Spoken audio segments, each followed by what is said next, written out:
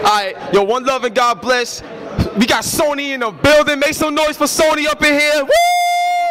Yeah. You know what I'm saying? They call me Hip Hop Game. I got my girl Christina spinning the belt, you know what I'm saying? So I got a marketing jump off for you guys. My man Jack, he trying to hide, but it's all good. So check this out. Yo, S-O-N-Y, you can't deny we the best in the industry, like in the night. From the high-def games and the Blu-ray machine, right out of the box, you getting everything that you need. Wanna shine online? Bring home the PS3. We shatter the competition, plus you getting it free. Crystal clear, 1080p, easy to see. Sony Bravia's #1 LCD. We innovate with the eye to paint the perfect picture and grab our PSPs to take it along with us. You looking for a hit? Sony always deliver. I'm the hip-hop gamer, keeping it real with you. You gotta understand, dog, this is business, and these platforms are the #1 winners. Dominate the game, we in a perfect position. Separate the X from the box, they finished. Oh! That's how you... HipHopGamerShow.com. Sony is in the building. Let's get it. Yeah, son. Here come the pain. #1, don't go against the grain. Where Brooklyn at? Where Brooklyn at? Where Brooklyn at? Where Brooklyn at? Sunday, Hip Hop Gamer Show. Ain't nothing else to do. I get money. Game up. It's the Hip Hop Gamer Show.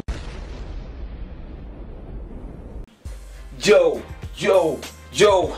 It's the Hip Hop Gamer Show. What it is Sunday. You already know how it goes down, man. First of all, we're going to start out like this. Congratulations to Naughty Dog, Uncharted 2, Game of the Year, and they deserve it, man. That right there was crazy, alright? So make sure you guys, send them a tweet, whatever it is, just showing your support, because that was crazy right there. They did their thing. Other than that, let's start the show. First of all, one love and God bless to everyone that's watching. And you know how we do. Let's get it popping, baby. First of all, the game news. Now, this right here is a rumor, but I'm going to tell you right now, this is like damn near true. You know what I'm saying? I could almost confirm it. That's how much I've been hearing about it. But Gran Turismo 5, there's a ton of people that's upset at the fact that not all cars is going to represent cosmetically the full damage is supposed to represent. Now don't get me wrong, all cars will be damaged and you will see the effects, you will feel the effects, but in terms of the wreckage of the car, it won't show it to its proper extreme measure because of business deals, and manufacturers don't want their car to be represented like that. Okay, cool, fine. Supposedly the way Palafini Digital is trying to work around that is being able to have an arcade mode, which will allow full damage for all cars. And this particular arcade mode, it'll come up with a disclaimer letting the people know that you're in this mode. It's meant to be fake or some sort like that, so they could try to get away with it, because truthfully that's a one-up that Forza will always have in terms of damage being represented with every car. It's just a good thing to see your car get damaged. Even though Forza be kind of acting up a little bit, the damage don't be officially like how we would want it to be. The fact that it's there, that's a one-up over Gran Turismo, and that right there may very well change, and this could be the way around it, having this special arcade mode. So I look forward to it, because truthfully, we don't always want to play simulation. Sometimes we want a little arcade and a little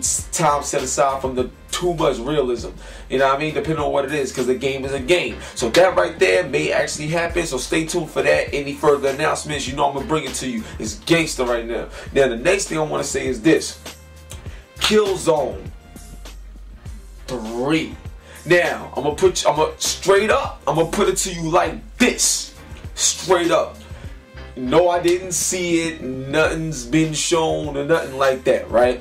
But word is right now that at GDC 2010, the technology behind what's supposed to be powering Killzone 3 will be demonstrated. And this right here is going to be crazy because there's only two things that I heard that's supposed to be shown in terms of being updated and tweaked from the engine that's already there. The first thing is fully destructible environments. So the scene where you was able to bring that whole building down, that little scene early part in the game, imagine having a whole lot of scenes like that, but it's not scenes. You could do it like as if it's Battlefield Bad Company 2. But the crazy thing about it is that should give you an insight on the type of game Killzone is going to be the next go round. Because keep in mind, Killzone 2 does have a cover system, and that's going to get better as well. So having a cover system, you're going to want better level design for those buildings and this and that and this and that. So yes, the next Killzone may be way better and bigger than what we know right now. So fully destructible environments is supposedly be a part of this engine that's going to be represented.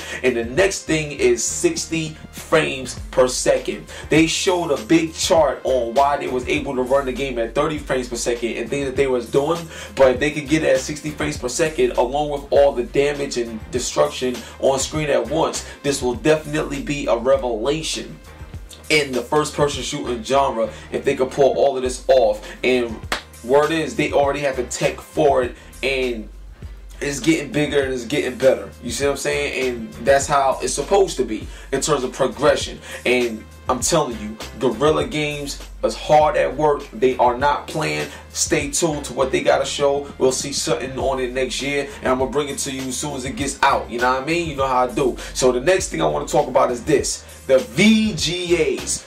I'm going to just give you briefly my impressions. I like the show. It was crazy. But I'm going to say this. Halo Reach looked amazing, even though we didn't see gameplay like we was hoping, but we was already told that we wouldn't.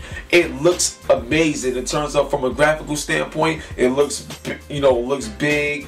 Even when they showed the effects in the cloud, the lighting, at the end when they showed one of the monsters and you see his whole joint rip open like the Predator, the texture detail in there, yo, I mean, it really looked good. It really looked good. So I'm happy to see that. Halo Reach doing their thing. Spec Ops. Now this was a big surprise. I had no idea about this as well as many others. But Spec Ops looks incredible. So I'm going to give you an example. Anyone that has played Bionic Commando or seen it, Spec Ops looks big and huge like that. So I can only imagine how deep this game is going to get. Batman 2. I don't got to say nothing else. Batman 2. Alright, so let's move on.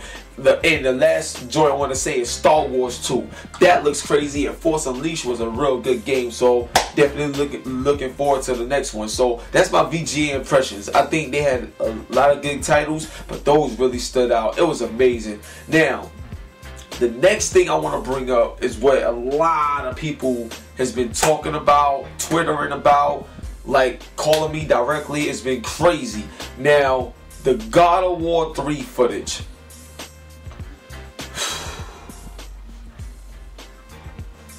Listen, alright?